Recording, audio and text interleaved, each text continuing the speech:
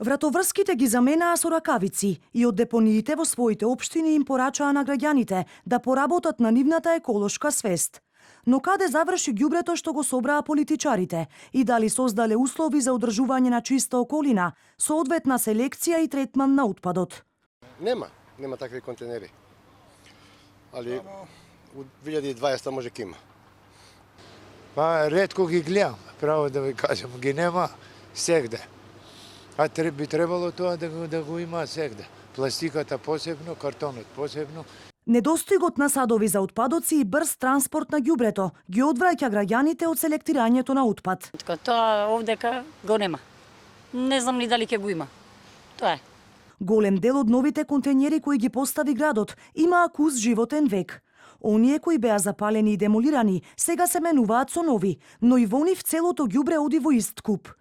Надлежните тврдат купени се и контейнери кои нудат можност за селекција, а кои допрва ќе ги постават. Во истиот дизајн или со истата функционалност, ако сакате, се набавени и контейнери за исто така за селекција на отпад во смисол на хартија и стакло, кои што како се одвиваат бидејќи ги работиме микролокациите една по една, ќе бидат ставени на служба на граѓаните. На денешната промоција на пилот проектот за селекција на отпад, надлежните подарија корпи за отпадоци во дел од домаќинствата во Карпош. Но колкав дел од ѓубрето се рециклира, а што завршува на Дрисла? Директорот на јавното предпријатие не прецизираше со бројки. Сепак, дециден е дека системот функционира. Центрите за селекција Карпош и Вардариште се во функција.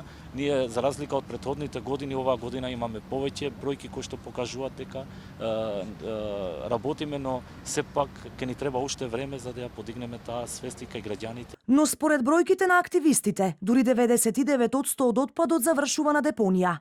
Селекцијата, велат, се гледа само од призмата на бизнисот.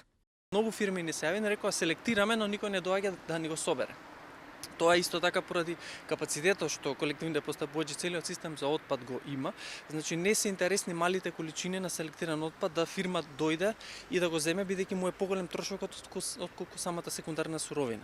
Проблем остануваат и дивите собирачи на пластика, кои градот се обврза дека ќе ги стави под своја капа, но и за тоа ќе требаат законски измени.